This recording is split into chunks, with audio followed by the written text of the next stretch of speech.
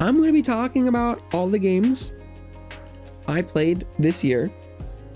I will try and mention whether or not they're on Game Pass, so you could try them out if you have that or want that, or maybe you want to see if you should get it.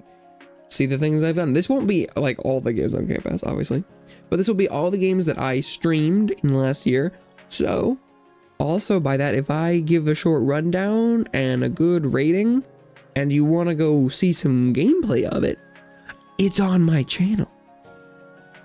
That's all of these I've played. I've streamed these. So if you need to see more, B is good. C is passing. It's like, this is fine. B is, this is good. A is like, this is exceptional. And S is like, so S will be, I'm reserving S as a pretty hard tier to get. To start off with, we have Dragon Age 2. So actually, interesting thing with Dragon Age, if I was playing this game for the first time on stream this year, I think I would have put it in A. It's not the S that I remembered. In my heart, my personal opinion would still be that this is an S. But compared to everything I've been playing this year, and just, gaming in general, it's really good. Its pacing is definitely, I think, better than some of the other RPGs I was even playing recently. But it definitely doesn't have the same meat that some counterparts have. And some of the systems and the companions and things are a little bit too strict, rigid, and that you can miss out on things if you're not really metagaming pretty easily. But I still think it's a solid A tier RPG, especially because it's not too hard to get into. It isn't gonna take 200 of your hours. That's a good one. Let's see what we got next. Okay, next we actually have Ni no Kuni, which is basically the antithesis. This game I think took way longer to play than it should have. For me, I think this one was like a B. The story and animation were excellent, but it took so long to do anything. Put in the grand scheme of things, this is probably where I would drop them for now. Ooh, Rabbit and Steel. I think I would have put it in A back when I was playing it. Now I'm thinking it's probably more like a B. I bet I only got to play it so far. I've only played it with friends once. I think if I got to experience more of the game, it could go higher. But for right now, it's really good. The systems there are really awesome. I probably just have not given it enough time for a boss fight raid like gaming experience. This is definitely very unique. I think it's a really cool new take on the roguelike formula, and if you're into that or have friends that you can play with, I think it's an excellent option. But it's gonna take time. You need to learn some things.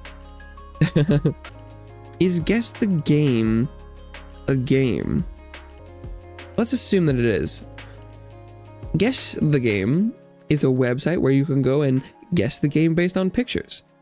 I think it's an incredible idea. It's also very much up my alley. Comes out every day like a Wordle. I think it's dope. Is that an A? Okay, we'll give it. I really like it, and it personally melds with me, so it's probably an A for me. But for the public, it's probably like a C, right? It's simple, but for the novelty of the idea, I'll bump it to B. That's where we'll put it. Rolling Hills, a game where you play as a little robot and run a sushi restaurant. I think this game is kind of a C. It's a really fun idea. I love me a little restaurant management sim. I love, you know, it kind of also had a side of like Stardew Valley little city town thing, which was really cool. So you're like making friends, you're placing furniture, you're doing all sorts of, yeah, it's kind of like an Animal Crossing sushi game. I think where this really falls short though is that the restaurant running minigame is brutally simple. You don't make the sushi, it just comes out of conveyor belt and you're just matching types. Someone says they order a color, basically like I order green, or someone orders blue. It's that, you know, green is veggie, blue is fish, but you just match the colors and then like try and match the number from the conveyor belt to the people, and it is not engaging in any way. So I played this game on stream and it's really fun. If you have it on Game Pass, I would definitely check it out. Dragon Age, Ni no Kuni, and Rolling Hills are on Game Pass. And it's worth trying out. It's fun, but I did not finish it because the end grind wanted me to play too much of the mini game. But I think I played about 7 hours and I had a good time, but it is not gonna break out of the formula. Humanity is another game on Game Pass. You play as a little spirit dog that is guiding lemming style swarms of people towards endpoints, and the goal is to direct them correctly to get there, to finish the level. Is primarily a puzzle game, but it also has platforming in there because you control the dog that needs to go stand places. And that mashup of gameplay is very specific, and the interesting thing is that on paper this probably should be for a player like me who is totally fine with, you know, action platforming but also wants to solve puzzles, but this mashup didn't do it for me, so I'll put it in C because it was clearly a competent game. There were some interesting puzzles, there was extra objectives to complete, it was very beautiful, it was well done. In a craftsmanship perspective, I didn't like the puzzles or how things played out, so I'll put it in C, but it is another free game on Game Pass, so if you have that and you like puzzles and stuff, check it out. Soulstone Survivors, this one will almost assuredly be on stream again. It definitely was. This is not the latest Soulstone Survivors stream that I'm looking at here. I'd give this an 8. Soulstone Survivors is a 3D approach to the Vampire Survivors like gameplay formula. So in this game, you play as a Soulstone Survivor that you choose and collect a set of active abilities and passive abilities to defeat hordes of monsters, to defeat Lords of the Fallen. And I think the brilliance of this one is just that it's fun to play. There is a really, really wide array of approaches you can take to this game. Because I actually have played more than, I think, twice the number of hours. Let's see. I have 24 hours in Vampire Survivors. Pretty darn good. Let's see. And then if you go to Soulstone, I have 65. So I'm like triple the hours now. Because whereas Vampire Survivors was just combos of actives and passives, in that like you want to take a set of actives and passives that will evolve all of your actives primarily. That's kind of right. That's how I played it, at least. I don't know if that's the optimal thing, but you want to figure out what build you want. Maybe maximize on damage and area of effect and stuff. But pretty quickly, I found some builds that I was like, I will want to use this build on every single survivor. Do that, like, that's just it. I'm like, I really like the axe in this thing. The really cool thing about Soulstone Survivors is that there is no evolution system in the game. All of the actives have the same effect as they would normally. Like you get it and you've got that thing. But it has a much higher degree of customization on like how fast things are going to be firing, how big they get. There's a multi-cast chance, so like instead of firing one axe, you'll cast it like 3 times in a row to like shoot a bunch of axes. It has a mix of targeted and untargeted. It has a dodge roll so that you can dodge stuff. I think it's just a more active and more customizable experience. And I think it's really dope. So I'd put that in A. At this point though, I'm like, damn, what is even gonna make it to S tier? But we'll see. Maybe I'll get one. It is not on Game Pass, as far as I know. But it is heavy recommend if you are in any way anywhere near that genre.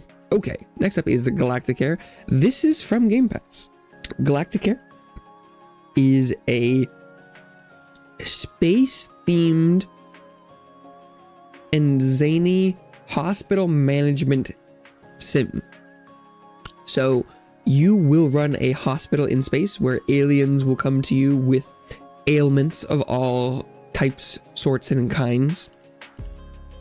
But they will show up and they will have sort of wild stuff. Like someone's gonna show the, like, you know, some of the diseases they have are like there's a parasite eating their arm and there's like this giant thing on them.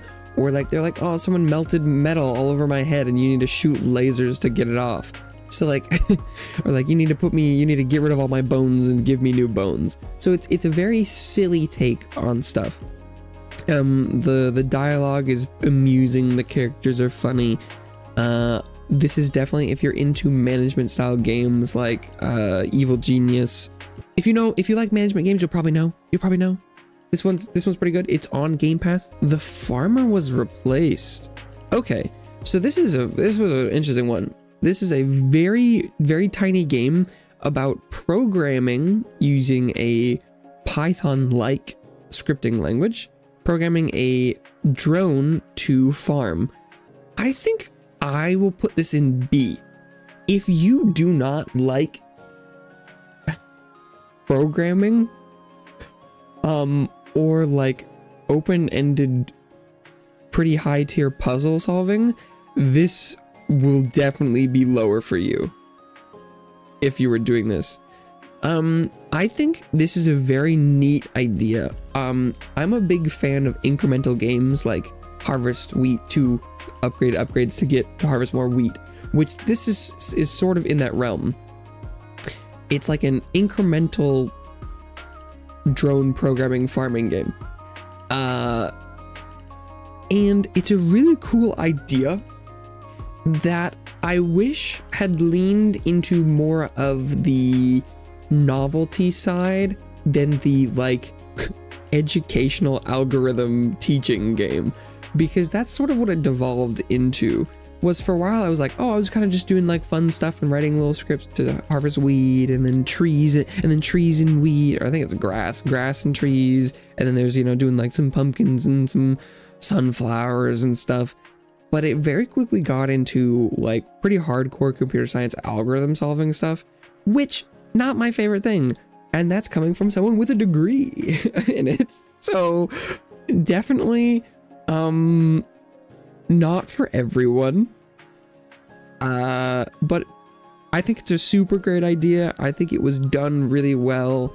If you're into incremental games, I would consider going and looking at some of my stream or just going to the game page on Steam. This is not on Game Pass. But if you're into incremental programming, or, you know, incremental or programming or both, I would consider looking into it. But this is definitely not this is 100% not something I would recommend to everyone. Okay, Risk of Rain is hard. If you had asked me to talk about Risk of Rain years ago, I would have put it in S probably. But I think for now, I would put it in A. it sort of feels like it was the like middle point to roguelike to Vampire Survivors. Like, it is a game where you pick a character and you go out and you acquire items, and those items will define your build. They might affect your character's abilities, but they also might just generate their own things. And it's a genre of game where you go out and you try and find things, but you're basically fighting against the clock to acquire as much power as possible to out arms race the game and see how crazy of a build you can get. And it's super awesome.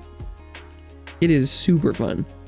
And would highly recommend to anyone who loves anything of that genre. I think I probably would have put it S. It's really fun to play with friends. Really fun to play solo. It's got a ton. I mean, how many hours have I put in that? 163. That's pretty good.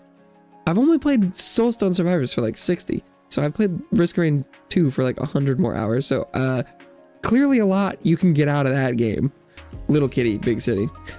I'm gonna put this in B. Little Kitty, Big City is on Game Pass. And it is a game where you play as a little kitty in a big city. It's a exploration game where you fall out of your skyscraper apartment home and must return. So you gotta go around, you gotta collect things so that you can get your climbing stamina back up so you can climb the tower to get home. But you go around and you can collect and wear little cute hats. So the game is adorable. You play as a little cat, you do cat things, you knock stuff off shelves and tables, and you go and you steal things from people, and you can run to their legs and get them to drop their donuts and steal things, and you can catch birds, but then you can wear little cute little hats. You can put a strawberry hat on. You know, I feel like I'm kind of talking myself and moving this into A. It's really, it's great. It's really good. It's on Game Pass. I'd try it. Free on Game Pass. Woo woo. I'm not sponsored, but I highly recommend. A lot of the games on here will be Xbox Game Pass. So if you see enough that are intriguing, maybe that could be, you know, maybe it could be a good idea. So far, it's been a really good deal for me, but I also play a stupid amount of games. Chants of Sennaar, which is also on Game Pass. The Chants of Sennaar is a, you know what? I'll put that in S. It is an incredibly unique puzzle game. I think there were definitely some shortfalls. There were some really nasty puzzles. But I think the overall experience of this game was such a unique concept and implementation that, like, this is I definitely would recommend trying to play this game to probably everyone. Super incredible language-based puzzle game. Basically, you're going up the Tower of Babel. I don't know how you want to say it. But every layer of the tower speaks a different language that you will have to decipher. And then you're gonna, you know, try and piece together what's going on in the tower and how to get through things. Definitely super unique puzzle game. If you're into, you know, figuring things out, I would highly recommend it. But I'm gonna try and say as little as possible about it because that's sort of the mystery. Hades is an S. Hades 2 is an S. Hades 2, not on Game Pass, I'm fairly certain.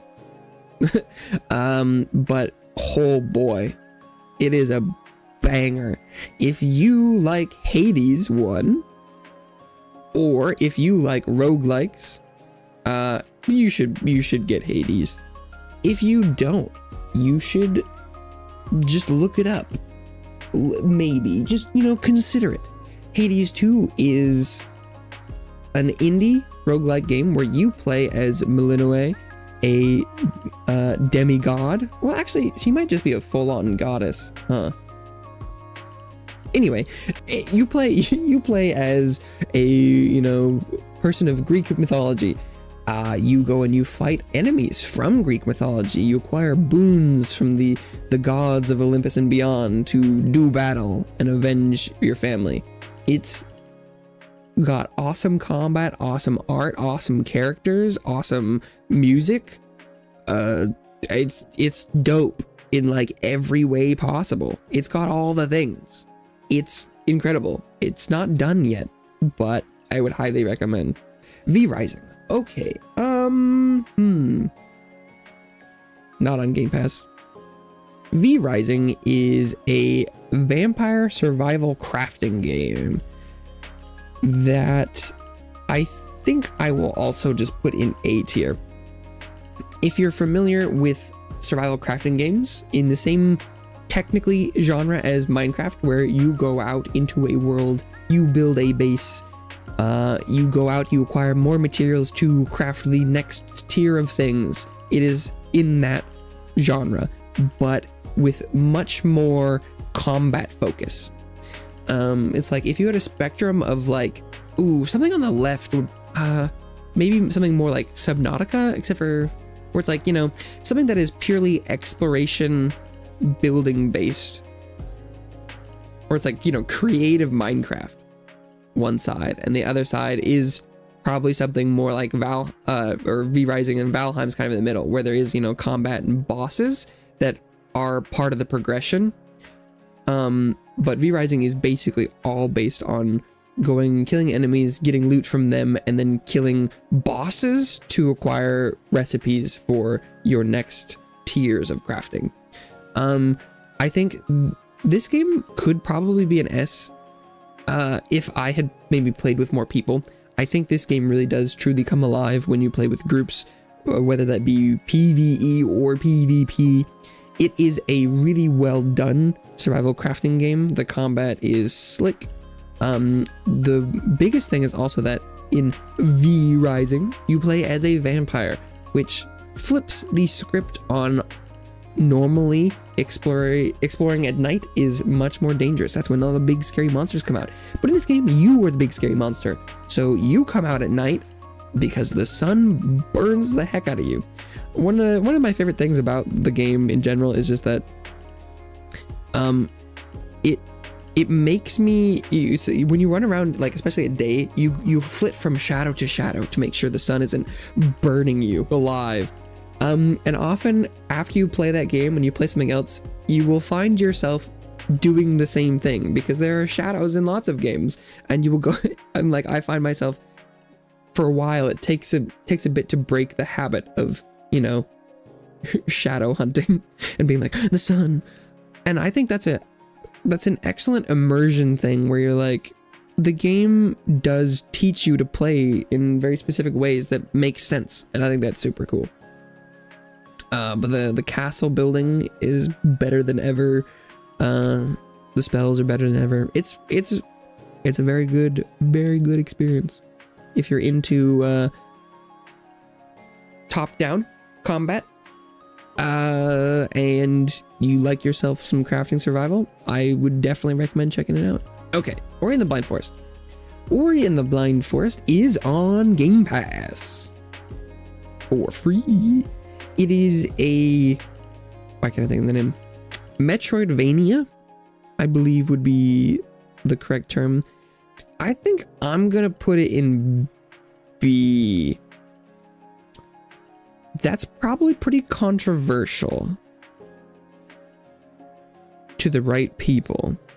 It was an incredibly beautiful game, and I enjoyed my time playing most of it. That being said, I think there were some portions of the game that were unreasonably brutal. There were these escape sections from the end of each zone. You play through like a dungeon area, whatever, and you get to the end, and then there's like a kind of either, you know, boss / environment encounter where you have to outrun rising water or you know, lava, etc., etc. and they would require you to do basically perfect platforming for like minutes, and there was no save points, no nothing, and it was like it demanded quite a lot of precision that was not expected in any other portions of the game, which was just it diluted the experience a little bit for me. I think it was a good story. I think it was beautiful, but it didn't feel like it was difficult in the right way for me. This is definitely one I would not recommend to a lot of people if you didn't know what you were getting into. But like, if you like Metroidvanias, then it is probably something you've already played. So Unpacking. What would I give Unpacking? I guess I give it an A. Unpacking is short and sweet. It is, I think, a really interesting take or experience for storytelling. That, you know, right, the only storytelling there is in this game is environmental. It's a game on Game Pass, where I didn't really mention anything about Ori, huh? It is a game where you play as someone unpacking boxes. And so you have to learn about like your life or the life of the person through what comes out of their boxes. So it's really fascinating to see, you know, like childhood room, college room, stuff, you know, like, you know, it's a fun experience. I would definitely recommend it if you have Game Pass, checking it out. So Evil West. Oh, no, there it went. Evil West is on Game Pass. So definitely check that out if this makes you interested. Evil West is a beat 'em up, shoot 'em up, vampire slaying FPS / fighting game. Fighting isn't the right. It's a like hack and slash kind of. It feels like it plays a little bit kind of like a Devil May Cry Bayonetta-esque. It doesn't have the same combo system music score thing, but it is definitely A tier. It's got a pretty good story, but it's just a very visceral vampire fighting game with some you know, it's got the characters are serviceable. It knows what it wants to be. It's like hey, you want to blow up vampires with lightning fists and tornadoes and a big gun and some explosives? Yeah, punch the vampire, pull out its heart. Where it's like, it feels like it's like a slower Doom.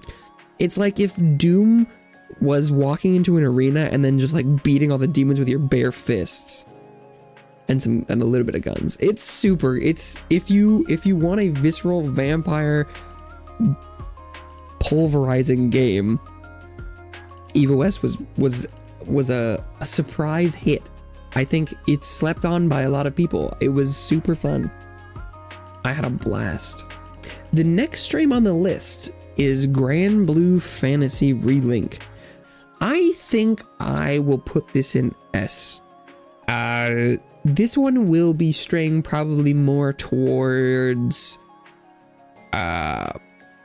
biased opinion. Let's see, because how many hours have I put in Granblue so far? I have played for 308 hours. That's a couple. Granblue Fantasy is not on Game Pass. I played it on Steam, but it is the base game is a anime hack and slash story about a crew of sky explorers embarking on an adventure and getting embroiled in a new place and saving the world. The end game is a nearly Monster Hunter like experience where you play unique characters and build them specifically to be harder and harder things to get better and better loot, to make better and better builds. And so if you are into something that is almost Monster Hunter, but is even more anime, and a little bit, it's like a a more classic ARPG style Monster Hunter, where the builds are more about, well, I mean, end game, often the builds are basically all the same thing anyway. But anyway, it's like a, you know, kind of character-based Monster Hunter style. Go out and quest, fight thing, get stuff, repeat. And I think it does that really well. So I would highly recommend, but definitely not for everyone. Oh, where would I put Genshin? Genshin is not on Game Pass, but it is free to play. So I guess the game is also free to play. I didn't mention that. So I'll put Genshin in A. I think for me personally, Genshin would probably go in somewhere like B or C. But oh god, why is it worried? But like, if you want a free to play game with this much content, this is pretty rare. It has excellent music, characters, storytelling, exploration, and the combat's pretty decent for most of it. I think the amount of hours I've put into Genshin is a lot, but I think that I have some pretty niche complaints about endgame. But like, I think for the average player, if you like exploring things, building characters and doing quests and finding chests and doing puzzles and like the anime art style, there's a lot for you there. And right now it's never had more. So I think that's an excellent thing to try. If you haven't played it and you like any of the gameplay things, you should probably check it out. If you played Zelda Breath of the Wild, probably should check it out.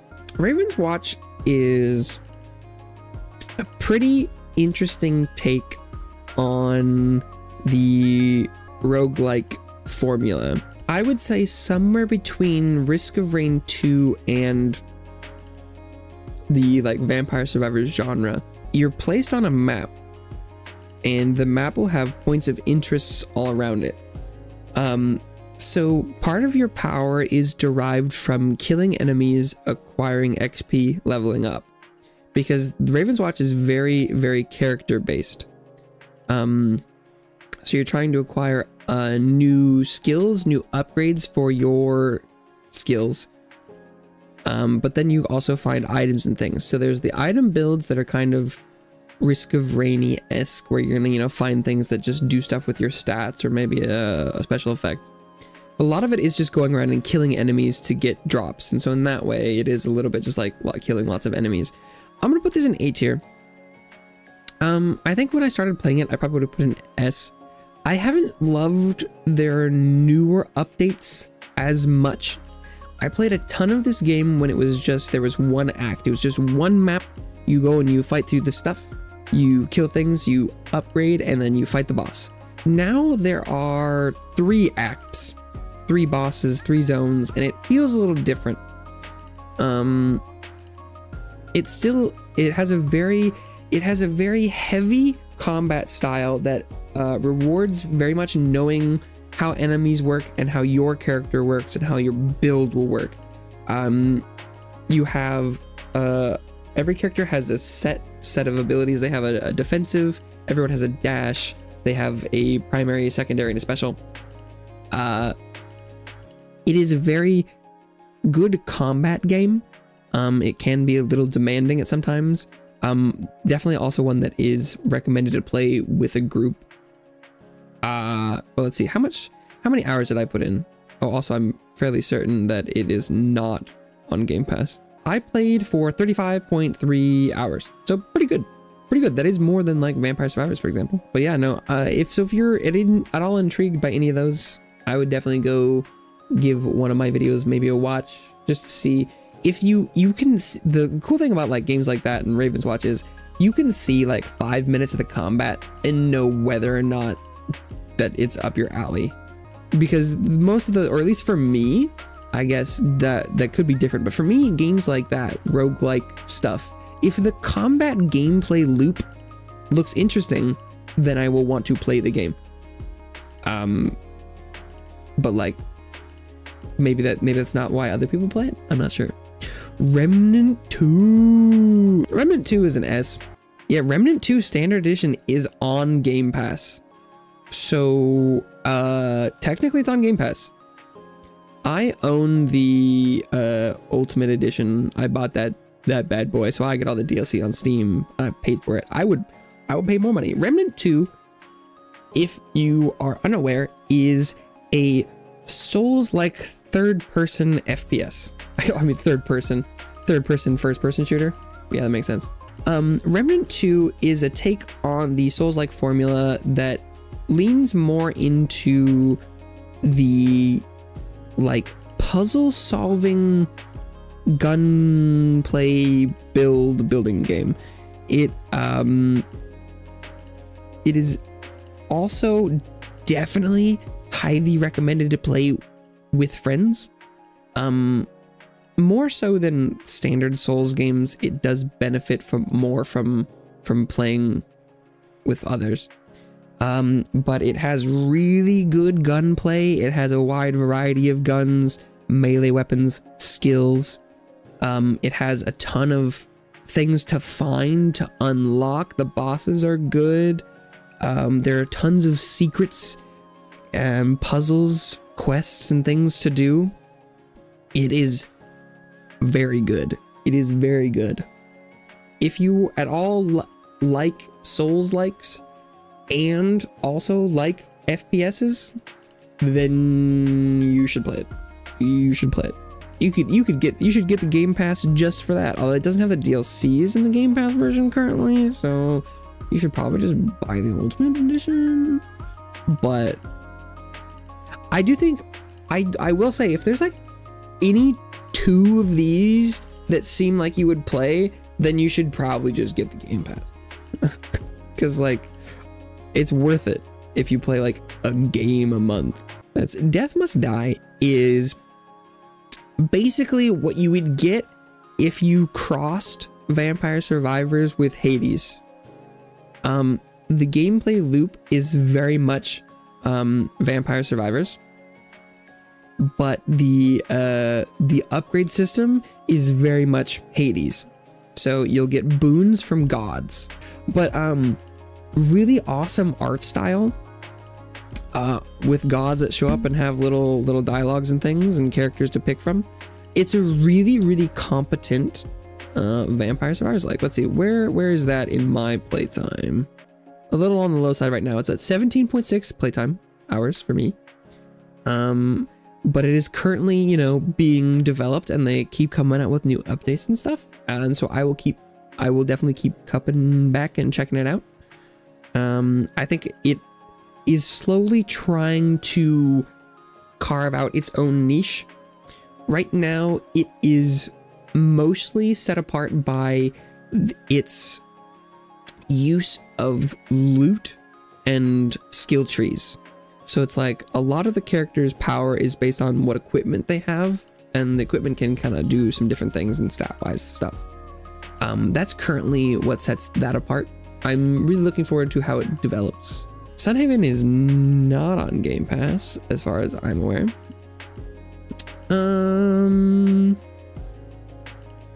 Got a lot in A tier, but I put Sunhaven A tier. Sunhaven is a Stardew Valley-like, where you play as a farmer, but this is a much more fantasy setting. So you play as, like, I think I'm playing as an angel in Sunhaven, one of the only games that I've ever done that before.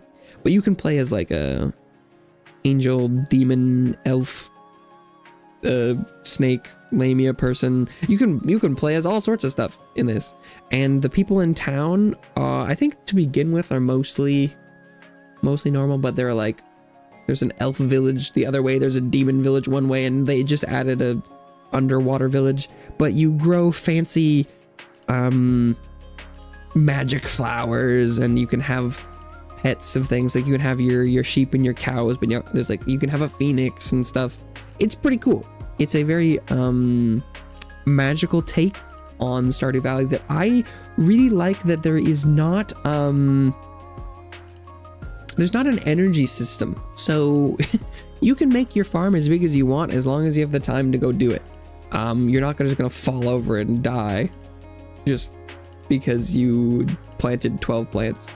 So I think it's a little bit even more relaxed, fun take on Stardew Valley. I really enjoyed my time with it. I have not finished it, but let's see. Wait, where's my playtime for Sunhaven? It's gotta be pretty decent. Let's just scroll by. 35.4 hours. And if you like Stardew Valley and want to play something similar but not the same, and think you would be into it, then I would highly recommend trying Sunhaven. Because you could put as many hours as you put into Stardew Valley into Sunhaven if you were interested in that genre. Oh, okay. Well, this is an interesting one. This is the Lightning Riding Swordsman, which is the Genshin Impact Hollow Knight web game. I don't know if you can still play this, because it was part of like a game jam type thing, but it was really good. If this was a game, I would put it in S tier, but since it's just like a little mini thing, I'm just gonna put it in A tier. But it was basically a little mini Genshin Impact Hollow Knight clone, and it was really good. Oh, I think you can still play it. Yeah, if you like Hollow Knight, I would give that a play. Dragon's Dogma 2 is not on Game Pass. Let's see, what is Dragon's Dogma 2?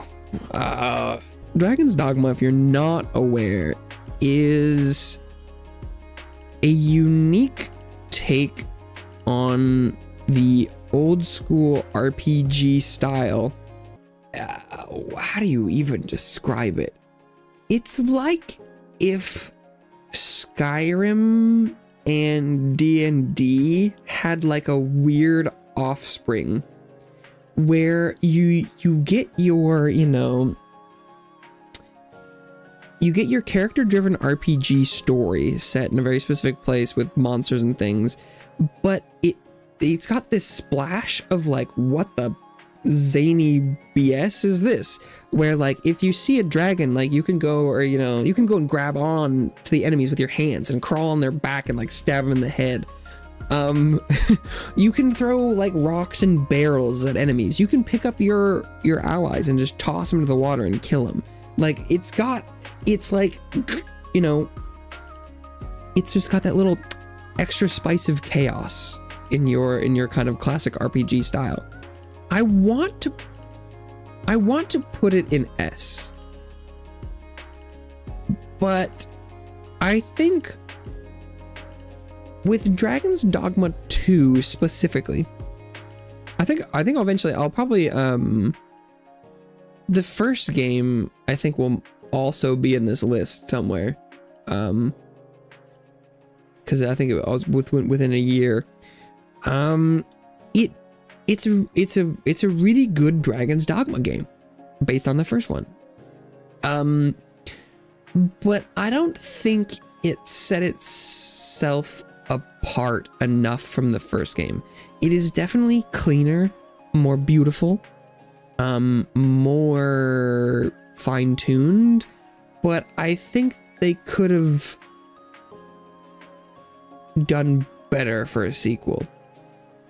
I really enjoyed my time with it. Playing the different weapons, vocations, doing the quests and things is really fun. But it is a pretty intensive game. Let's see, how long did I play that for? 68.1. So you can put a lot of hours into that, and this is something on on par with long RPGs. So I didn't 100% it, so you could do more. I I would recommend it if you see the gameplay and like it, if you like knocking over a giant or a dragon or something and then like sending meteorites at it or like hitting it with a really big sword. I can definitely recommend it. I think stylistically, Dragon's Dogma goes an S, but 2 is just an A. Okay, Against the Storm is on Game Pass. So that's another one that you can chalk up to Game Pass. Against the Storm was a roguelike city builder where you would do a series of cities, settlement things, where you would be trying to, you know, set up a self-sustaining and expanding settlement. But the build you would go for to accomplish those things would depend on kind of what tech trees you would get based off of rewards. So it was a really competent city builder, but it also had enough different things that made it interesting, because I do think for me, I do love city builders, but the most interesting parts are almost always the, can I set up an economy? And the fact that it kept, you know, tweaking how that would work, because I feel like I like that system in a lot of city builders, but then I don't want to go and do the same thing over and over again. I'm like, well, might as well be playing an RTS if I'm going to do my same, you know, like economy setup where I'm like, I'm going to craft this many workers and put this building near these resources and stuff. So Against the Storm had enough variation for every settlement that it was kind of interesting to, you know, puzzle together which tech trees you were going to use to produce the correct resources and things. That's definitely one that I was going to play more, but I totally forgot about that. If you're into city builders and have Game Pass, I would definitely check it out. If you don't have Game Pass but still like city builders, maybe look into it a little bit. It could be for you. I had a blast. I would definitely play more of that. Oh, okay. Well, next on the list we have a little game that some of you might know, and this thumbnail is for Elden Ring Shadow of the Erdtree. Technically, and if we're going through the window of June 20th to June 20th, Shadow of the Erdtree does not fall into that category.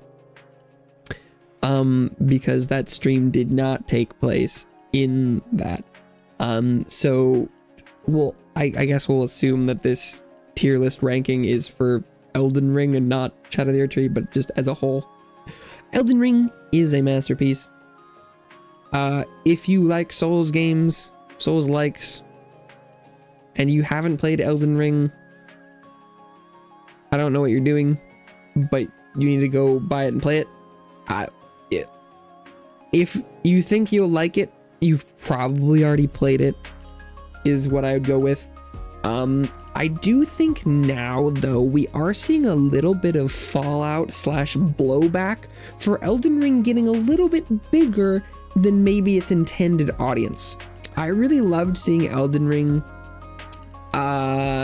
hit sort of the mass market and get a ton of appeal, win Game of the Year. But I think more than anything now, I've seen some people come out of the woodwork that have been kind of repressed Elden Ring haters, because I think they got introduced to the game and it was not really their cup of tea. But I think you'll know if you'll want to play it, especially at this point. It is one of the games ever made. Enshrouded is another survival crafting RPG type game.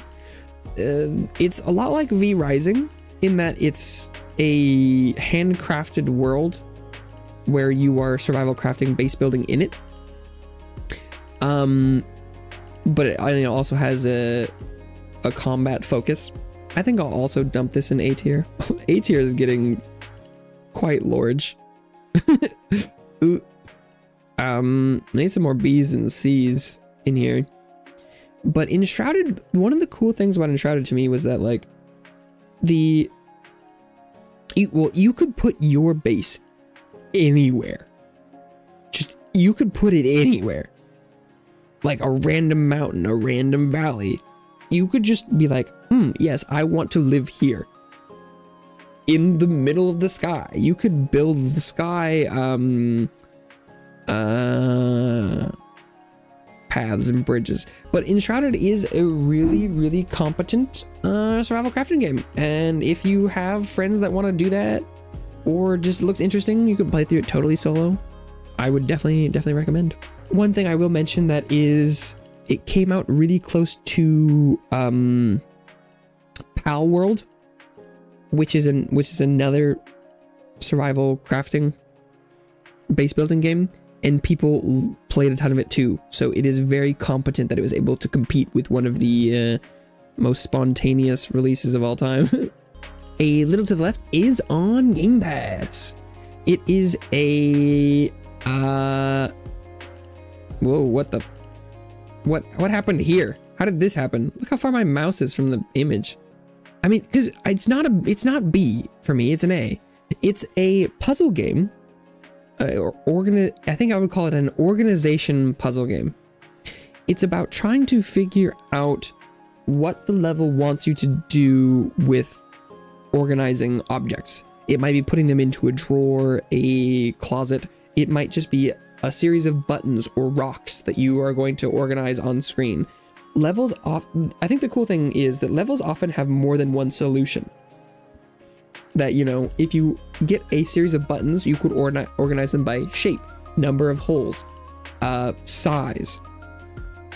And it's, you know, it's an interesting take on things where there are multiple ways to solve a puzzle, because organization is not just one solution. And so that's kind of cool, but it's also a little bit infuriating. And sometimes there's also a cat, which is kind of cute or infuriating. Palworld is on Game Pass. Palworld is a survival crafting base building game. Much like V-Rising or Enshrouded. The take on Palworld though is that it's also Pokemon. I do think I would put Palworld in the B tier. I think its concept is very novel.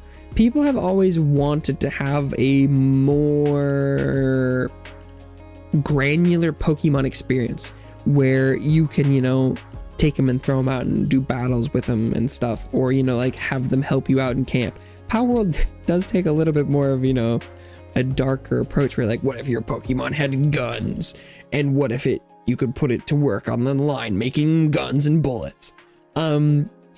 I think that its level of implementation is not up to par with being in the A tier.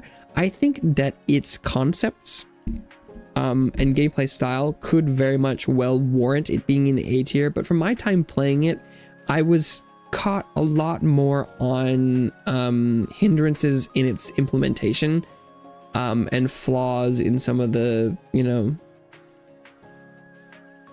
delivery. But I think, you know, if the gimmick goes a long way in being very unique. And so, you know, but if that's a game that if you've seen and were interested in, you probably played it. It was quite a phenomena, because there are things you can play that are in a very similar genre that scratch a similar itch that are much better delivered. That doesn't mean that I'm like, I think you'll know if that's something you want to play. But I played Resident Evil 2. It's on the Game Pass. I think that's pretty much the only reason I played it. I'm not much into horror zombies. But it's on Game Pass, so I gave it a try. What would I rank Resident Evil 2 as? I think I'm gonna put it in B.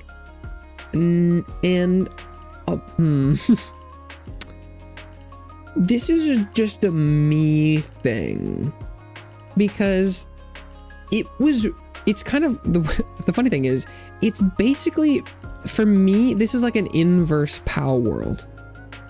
because the Resident Evil 2, this remake, is excellently delivered. It looks gorgeous. It plays well. It is a spectacle. I played through both versions. I played through both playthroughs. It is very well made, paced, put together. But its genre and setting are just not really for me. The gimmick, oh, jump scare, zombie on the ground, motherfucker. So I think it was really fun to play once in a while, where like you're not gonna really see anything like this else on this, where like if you look at the rest of these, there are some pretty like, oh look, Souls-like. It's like roguelike, you know, the Vampire Survivors, roguelike Vampire Survivors, roguelike, and then you got like puzzle. Oh, I just switched this. I don't know, it doesn't matter. And there's like exploration, and it's like RPG.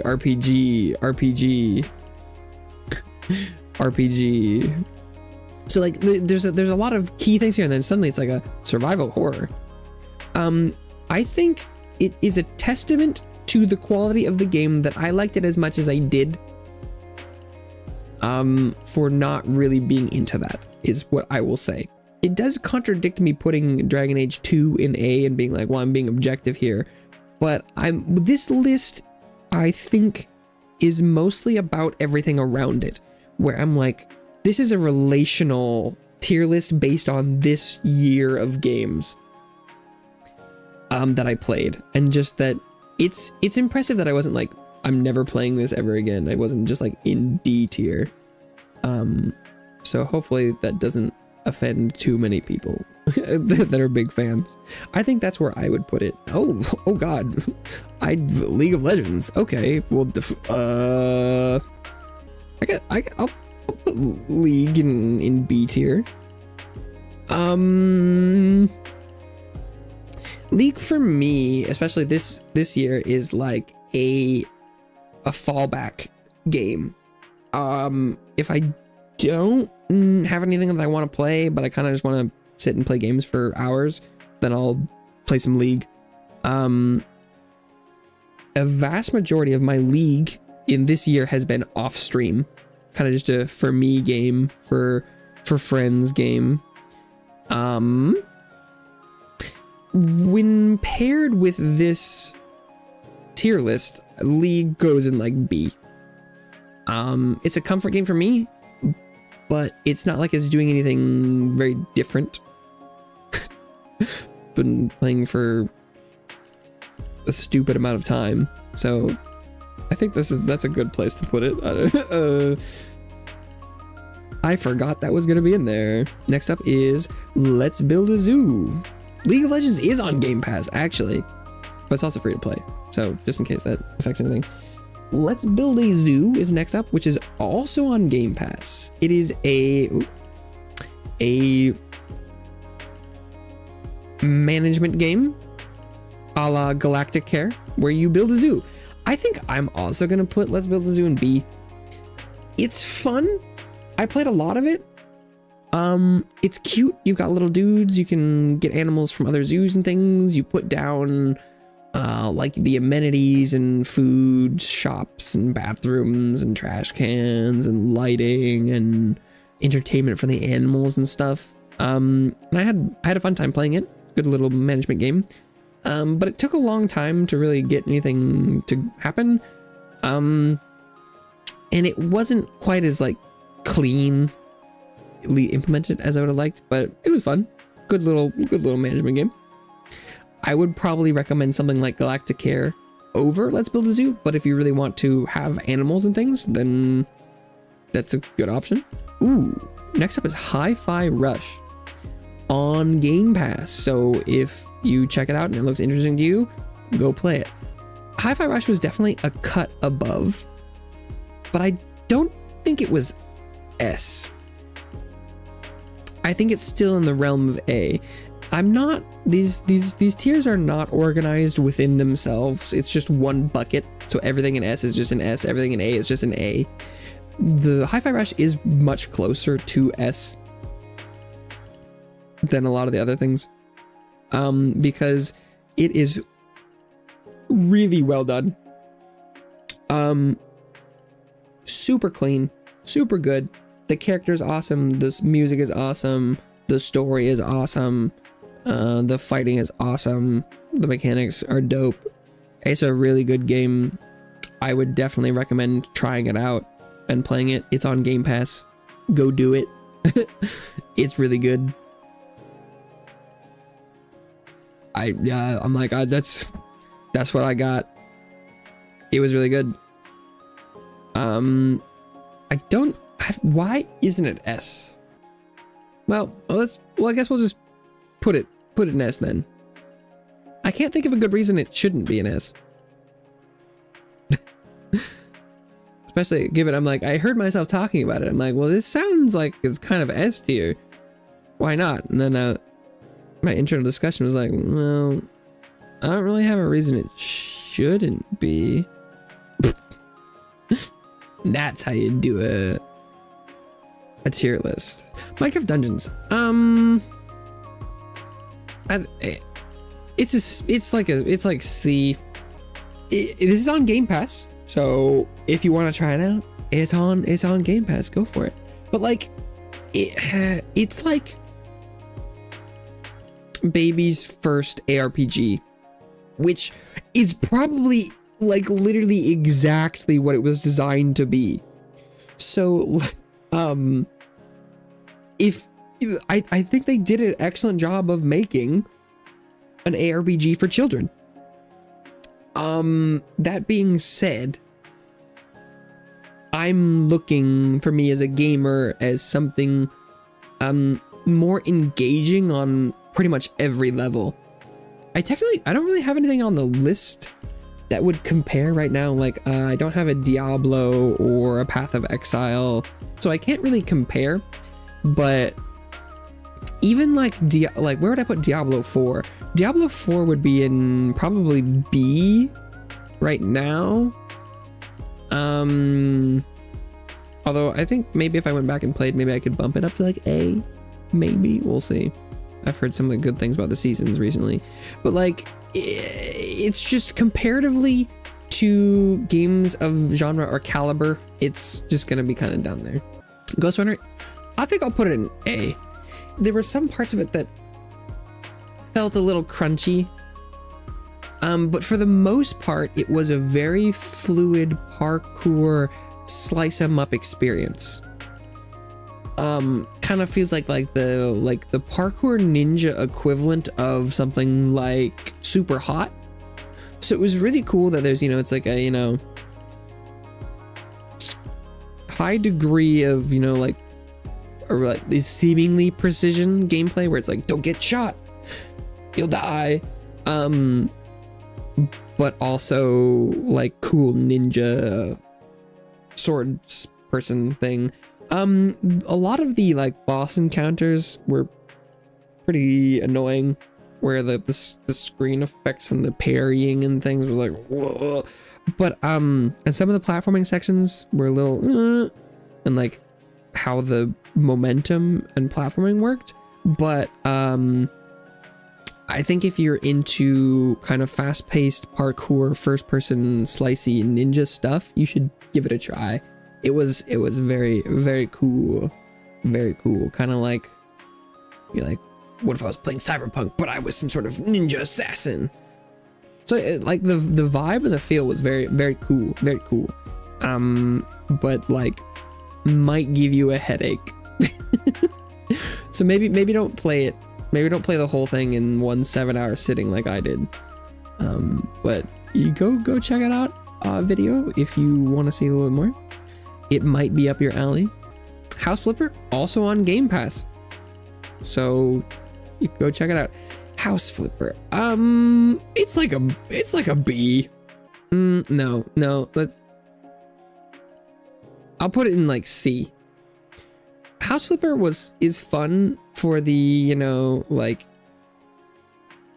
cleaning up stuff, and like demolishing walls and putting on wallpapers and things.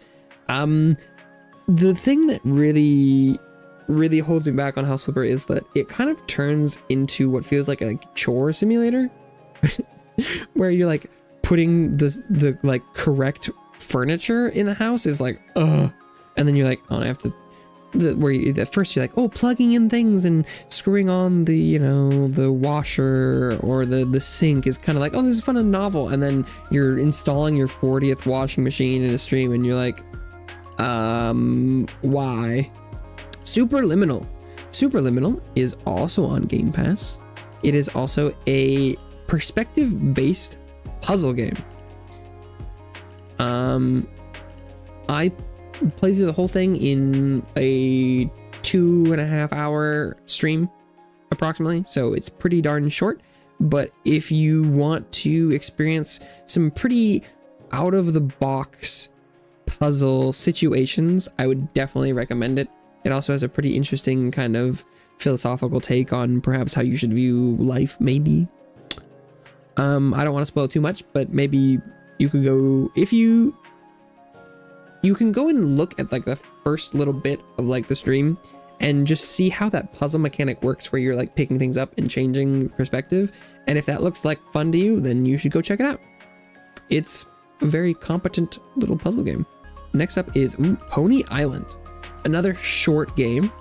This one is 2-hour stream. I think I played the whole thing. Pony Island is a pretty creepy action puzzle game. It's more of an experience. Pony Island is an experience. I would definitely recommend it. Definitely. I don't believe this is on Game Pass, but I think it's also like pretty darn cheap on Steam. I can definitely recommend playing through this. It is very unique. Okay, and then we got Deep Rock Galactic. So I don't know why, but Deep Rock Galactic for me is like B. Deep Rock Galactic is on Game Pass. That's why I played it. It is a up to it's like, you know, 1 to 4 player cooperative mining swarm shooter extraction game. It played really well, but it didn't grab me. I'm not really sure why. It could be that I was playing by myself. It could be that maybe I wasn't quite getting it. The gunplay was good, the mining was good, the gameplay loop was good. It just didn't. I played my one like 7-hour play session, and then I didn't have like this hunger to keep playing more. And for a game like that, that's all about kind of doing a similar thing, and like, you know, it's not a roguelike, but it does have a very similar loop, or I feel like probably should. And the fact that I will go and play immediately 30 hours in a week of something that should, I feel like, have a similar loop, that I played like one session and I was like, yep, yeah, I'm good. It was like, ooh, doesn't bode super well for it. And that's why it's kind of like in B tier for me, because it was good, but like it didn't grab me like it should have, I think. Slime Rancher 2 is next up. It's on Game Pass. Slime Rancher 2 is an exploration simulation management game where you run a ranch of slimes. I think Slime Rancher 2 is in B tier for me. Slime Rancher 2 is like, it feels like Slime Rancher 1.5 to me, and that's why it's in B tier. I think Slime Rancher 1 is like an A tier game for me, and so the fact that Slime Rancher 2 is just not different enough to me means that it kind of goes in B. It's like, it was fun to play, but it didn't reinvigorate the same feeling I had when playing the first one, because it was like, oh, I'm kind of just playing the first game again. It's different, but it wasn't different enough. And now we have Dragon's Dogma Dark Arisen. I think the weird thing that I'm going to do is I'm going to put, oh, I'm going to put it on screen just to try and make some sort of like statement. I'm going to put Dragon's Dogma Dark Arisen in S. And this is sort of a, I'm sort of putting Dragon's Dogma, both games, on the list together. Because I did enjoy my time with Dragon's Dogma 2 more, because it was, you know, slightly more polished, slightly more updated. But I could tell that the core gameplay was basically exactly the same from the first one. And that was the best, juiciest part. So the best part of Dragon's Dogma 2 that I did like and play more was still just the core. And I wish that the second one had done more on it, because it could have been S tier. Dragon's Dogma could be S, but there are parts of it that I think are holding it back. The Gnorp Apologue. So the Gnorp Apologue is a incremental game, and I'm gonna pop this bad boy in S. So this is probably the only incremental game on this list, other than The Farmer Was Replaced is something I would also consider incremental. It's the you start out by, you know, like clicking thing, you get one thing, you spend the thing to make more of the thing. So in the Gnorp Apologue, you have these little Gnorps, and they go and they hit the rock, and the rock produces crystals? I don't actually remember what the currency was that the rock produces. But anyway, you hit the rock produces thing, and then you use that currency to buy more housing for Gnorps, buy more Gnorps, buy different kinds of Gnorps. And it is a really, really good incremental game. I would say specifically because you have this prestige skill tree that can shape how you play the game. And I think that's a really awesome idea, and I love that. So next up we have Minecraft. It's on Game Pass. I think I'm just gonna drop Minecraft in S and move on. It is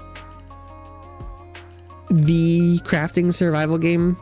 If I was just playing Minecraft by myself and I had just played it a little bit solo this year, I would probably put Minecraft in like A tier, but I did get to have a good server experience with this stream year, which just puts it in S. Strike While the Iron is Hot is it was like a simulation RPG blacksmithing game that I'm gonna put in B. I think the thing that it fumbled the most for me was that this should have been like a banger home run for me. It is an amalgamation of a ton of things I really like, but it was a little too bogged down for me. There was like a little bit too much running back and forth, too focused on like some minutia, and the crafting game was like, and so it just didn't have it didn't hold me. I played it once and was like, huh. And for something that should have been such a home run thematically for me, for it not to have grabbed me is just a little bit of a, okay, maybe we'll put this in C. Now that I'm talking about it, that sounds like a C to me. SteamWorld Build. I think that's an A tier. SteamWorld Build is on Game Pass. So there's a lot of games on Game Pass here. If this is it anyway. I don't know, for some reason I feel like I'm trying to get people to Game Pass. I think for me it's been a crazy good deal. I'm just like, look at this. Look how many of these you could just play all for the same small amount. Anyway, SteamWorld Build is a city builder. And its gimmick is that there is also layers of mines beneath the city. So you'll spend time alternating between building your above ground city where people live and the underground city where you excavate and find technology and things. And that, you know, to progress above, sometimes you'll need to go and get resources from below, and vice versa. And it was a really good back and forth. I was a very, very good city builder. It was pretty short. I played the whole game in 6 hours and 36 minutes approximately, but it's on Game Pass, and if you like city builders, I would definitely recommend giving it a try. Slay the Spire. Is Slay the Spire an S? I think I will put Slay the Spire in S. I think this is on Slay the Spire on Game Pass. I wasn't going to play it probably until it was on Game Pass. I realized it was, and I was like, well, damn, that's a perfect opportunity for me to try this, because I don't like going for card games, because I feel like a lot of times doing like, you know, a deck building thing is a trap, and it's an easy way out to make something that people think is going to be interesting. I'm not a big fan of that in general. So I was kind of worried that Slay the Spire was going to be, I was really worried it was going to be an A or B tier game, and I didn't want to spend money to play an A or B tier card game. But it did have enough, there's enough ability there to make a unique build and have a fun run that it is actually good. And the card system is good, the game is good, the progression is good, your customization is good, and so it is an S tier game. So if it is a rogue-like deck building game, and I think it is the pioneer of that the branching map selecting your path thing. I think that's where that started. I'm not 100%, but I feel like that's where I saw it the first time. So it is an OG. It is worth the hype. It is good. It is one of the roguelikes of all time. Oh, Psychonauts. Interesting thing with Psychonauts. I haven't come back. I played one stream of Psychonauts for some reason, and then I didn't play anymore. Psychonauts is on Game Pass, but based on how much I played, it's probably just gonna go bin to B tier. It has aged pretty well. But for some reason I didn't continue and finish the game. I think that it was some of the boss fights and the exploration was a little dated, but the story is still very unique and the characters are zany and fun. It's on Game Pass, so if you checked it out a little bit, I would definitely recommend playing it. I had fun, but I think this probably would have been like an A or an S if you had asked me before I went and replayed it a little bit. But for some reason I didn't continue. But that might have been maybe I was just trying to force myself to play too much too quickly, perhaps. Hardspace Shipbreaker. I think I'll put that in A. It is a really unique game style.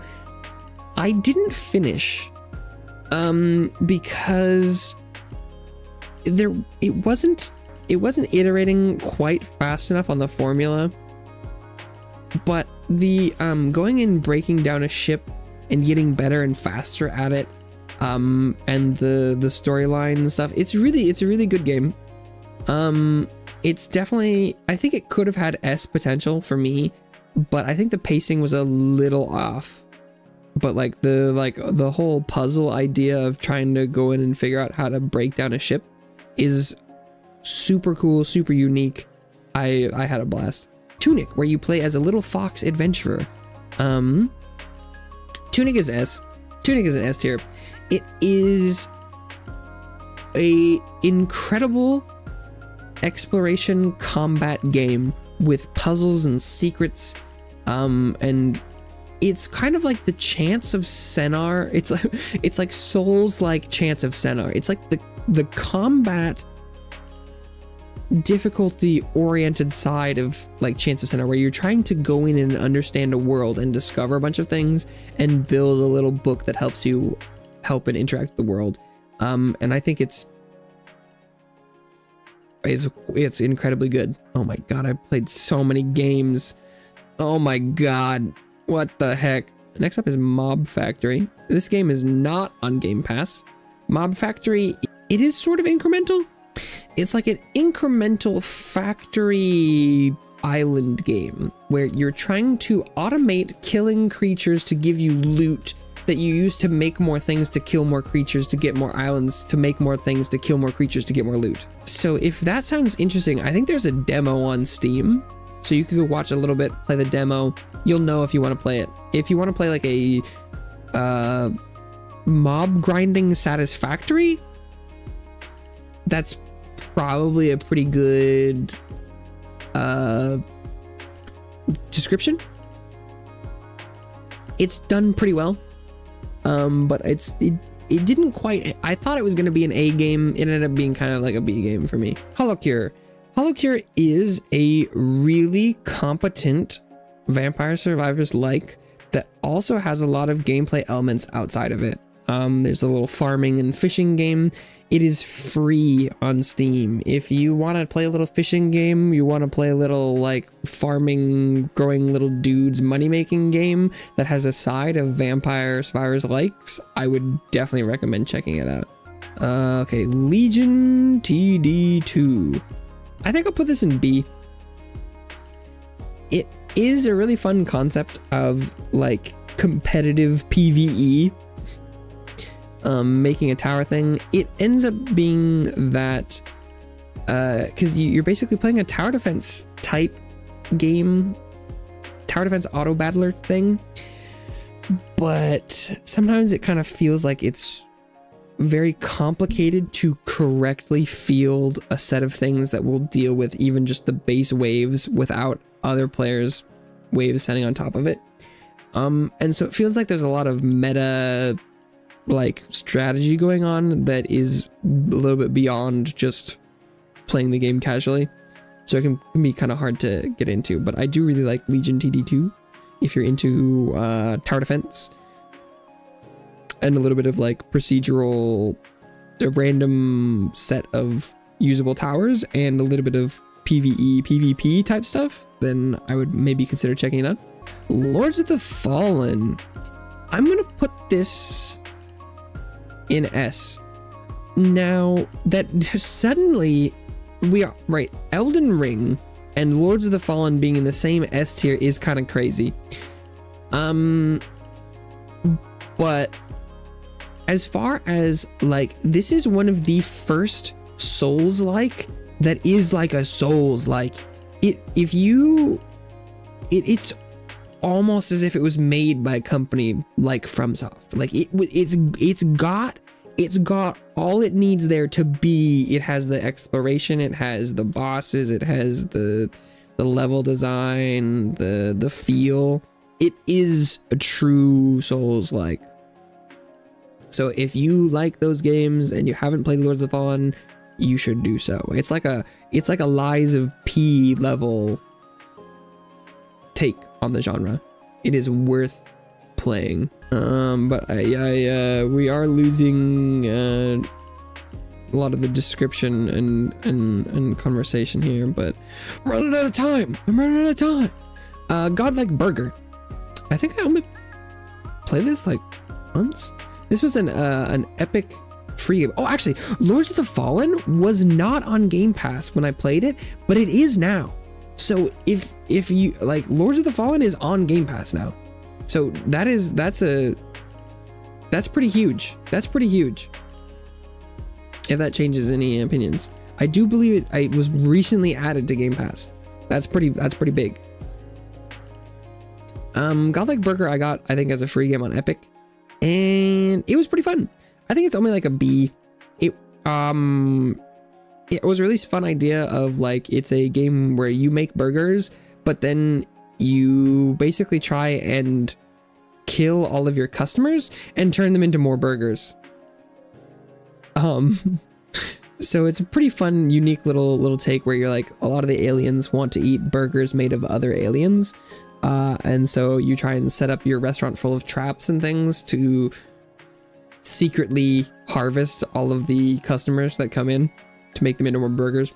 Pretty fun, fun little concept. Little like a burger cooking management thing, but with a side of hitman murder time. Okay, and then next up we have No Man's Sky, which I labeled My Man's Sky because I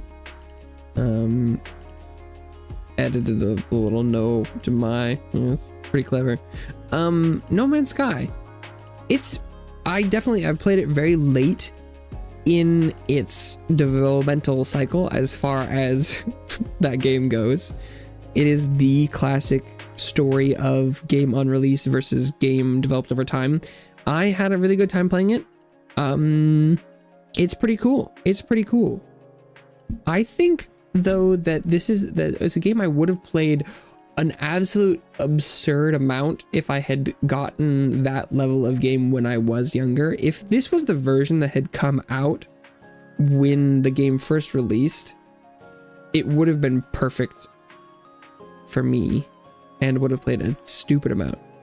But it didn't quite line up, so it's just like an A tier game for me. It's not like S level. I probably need to play more of it though. And next up we have Phasmophobia, and you know, honestly, okay, so I'm gonna put Phasmophobia in D tier. Partly because I think it would be fun to have something in D tier, but also that, like, sort of like Resident Evil, Phasmophobia, the horror genre thing, is not my cup of tea. But also that, like, at least Resident Evil was scary in some parts, and there was like a jump scare or whatever. Phasmophobia was, I think maybe I wasn't playing it quite right in some ways, but it was like, sometimes there was like, I'm just standing in a dark garage and I'm like, this ghost, this spirit, this whatever, this thing is not interacting with me, whatever. And then all of a sudden I hear a noise. I'm like, oh, it's going to come kill me. And it goes, and grabs you and kills you. And you're like, wow, cool. So it's like, it seemed like it had all the scary bits without the actual scary bits sometimes. So it was kind of fun, but I was just playing it by myself and the gameplay alone wasn't very good to me. And so it kind of lands down there pretty low. Powerwash Simulator. I'm gonna go with A, I think, for this one. Powerwash Simulator is on Game Pass, but Powerwash Simulators would almost be an S for me. It's like, you know, like Zen cleaning stuff. Seeing the finished product and cleaning stuff is awesome. The thing I will say though is that sometimes it can be a little bit like pedantic on the percentage of dirt, where you're like cleaning something and there's like one speck of dirt somewhere that you didn't hit, and even though the whole thing looks clean, you haven't finished the level. And so then that's kind of stressful and annoying because you're like, God, where is this dirt? And so it really takes away from the Zen aspect of it, or, you know, that non-stressful fun cleaning portion, because it's like you sitting there spraying something for an extra 10 minutes trying to find the 2 specks of dirt. But if you like cleaning things and that kind of repetitive process, I still would definitely recommend it. It is a very, very good game. Lies of P goes in S. I don't think this is on Game Pass. It could be though. Now, Lies of P is a incredibly competent Souls-like game that I would say definitely borrows more from the Sekiro side. But one of the things that Lords of the Fallen is a Souls-like that basically emulates as much as possible the exact Souls formula, and it's gotten close enough there that it's good enough. Lies of P took heavy inspiration, but then also they innovated so hardcore with their weapon swapping system that it also puts it on the same level, because some of their bosses and like level design and stuff isn't maybe quite there to the level of like Lords of the Fallen or, you know, FromSoft, but that the weapon system was so cool and so fun and innovative that it's like they clearly have really good ideas there, and it's like they're innovating, they're changing, they're a player in the scene. So I would definitely highly recommend Lies of P if you are at all interested in that genre.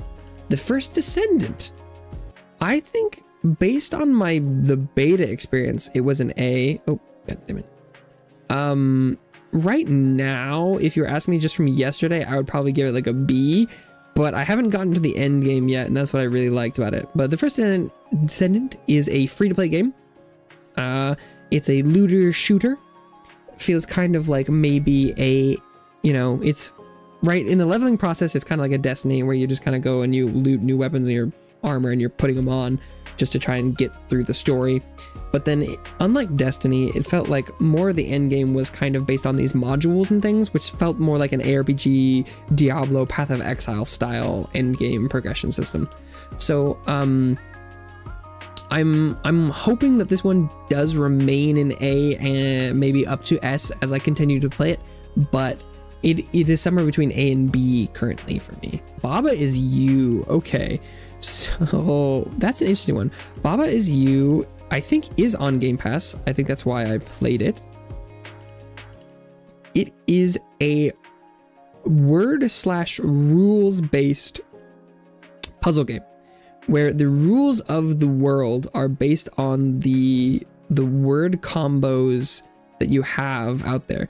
I'm gonna give Baba Is You an A because of how unique its puzzle principle is. If I was being more honest, I would probably put it in B because it was really hard.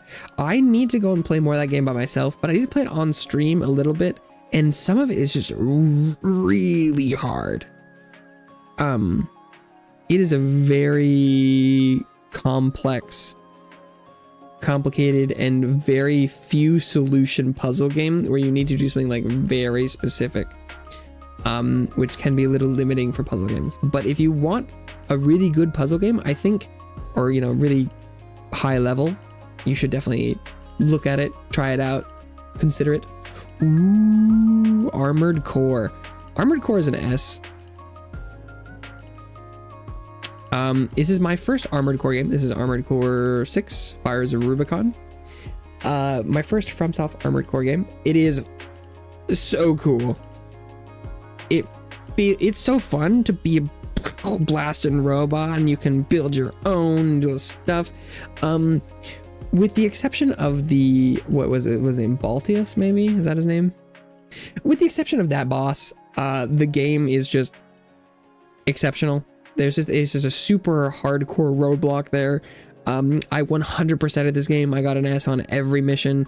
It is such a blast. It's so fun.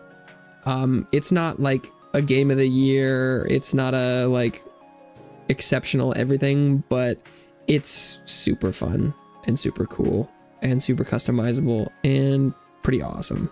Baldur's Gate 3. This is just an S.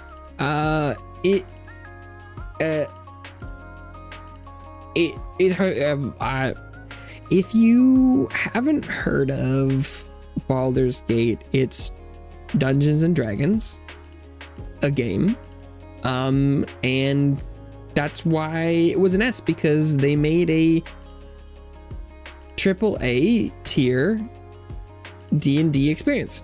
That's really all it needed to be. It has good characters, good storyline, awesome quests, epic range of choice and interaction with the world. That's what people like. It was really well done. Honkai Starrail is in the MiHoYo verse. I'd give it an A. I think that's where I put Genshin. It's a really good game. It's turn-based. It didn't have enough end-game activities to hold me. I got Kafka and then I just quit. But as far as free games go, Genshin keeps delivering kind of non-stop bangers as far as quality for cost in. You can play all these games and get nearly everything out of them for free and play them long term if you want. They're very high quality games, especially for the price that they ask of you. So definitely highly recommend if you're at all interested in those. Sorry that I am speeding up here. I could talk more about these, but I am trying to finish a little bit. Satisfactory. Satisfactory, I think it's just an A for me in the grand scheme of this list. Because, I mean, I did play it for, a pretty decent amount of time. It's a really good factory game. I like that it had less stringent stuff than, so I like this more than, let's say, what's it called? Factorio. You know, this one's more silly, zany, but the end game stuff was a little bit, I was like, I didn't want to use my brain quite that much. But I really did enjoy it. It's almost an S. But I think maybe I was taking it a little bit too seriously to really push it to S, where if I could have just had fun with it, maybe. Halls of Torment. Halls of Torment is... Oh, and I don't think Satisfactory is on Game Pass. I'm not sure about that. Halls of Torment is a Vampire Survivors like, that is also sort of item based. It's just an A. Oh god, there's this is not really very readable anymore, is it? It's a lot like Death Must Die. They're pretty similar, but different enough that I play both of them and am watching as they grow. You can go take a look at the gameplay of it if you are into Vampire Survivors likes and you like the look of it, then you'll probably like it. But definitely wouldn't be like one of my first recommendations. It's a pretty specific genre thing. Okay, Dragon Age Origins, DAO. Now, Dragon Age Origins, I do think is an S. The caveat here though is I'm ranking that based on how I feel like you could probably get it to play on some platform. The performance on PC was abysmal, at least my performance for my PC. But like, it really is the Dragon Age. It has incredible characters, incredible RPG elements, story, combat. It's awesome. It's on Game Pass, the Ultimate Edition. You should play it. It's incredible. But it might not work really on PC. I don't know, maybe it could work better through Game Pass and EA. I was playing it through Steam. There could be a difference. I'm not sure though. Next up is Bloons Tower Defense 6. I think Bloons does go in S. It is the tower defense game. I started playing Bloons in elementary school, and I've been playing Bloons ever since. Bloons TD 6 is the latest, the greatest. It is the tower defense game for me. It's great. If you like tower defense, you should go try it. I don't think there's a free version around anywhere anymore. You could play an earlier version probably, I bet. Like Bloons TD 4 might be free, or unlike Ninja Kiwi, I'm not sure. It should be pretty cheap though. If you like tower defense and you've seen some gameplay, I would highly recommend picking it up. You could get so many hours out of that. So I played Stick It to the Stickman demo. I should check whether or not this game is like out now. I think I remember enjoying the demo very much. It was a roguelike fighting game where you climbed a tower and fought people and you got like fighting moves and stuff. I remember it being very, very good. Very good. So I'd definitely recommend trying that. Go watch the stream, see a little bit of it. I remember it being really fun. I should check in with that. Dark Souls is an S. It is the Dark Souls. I would say it is the Souls-like. You know, it is the Souls. Technically, it started with Demon Souls, but I think Dark Souls really did it. And I went back and I played it last year, apparently. But every time I go back and replay it, it holds up. It is Dark Souls. It's the Dark Souls. It plays differently, but that doesn't mean it's bad. Worse at all. 69, 70. Okay, 70 games. I streamed 70 distinct games in the past year.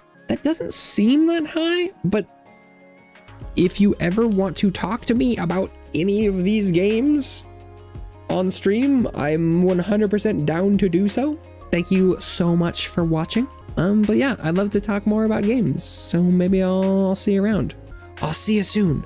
Bye-bye for now.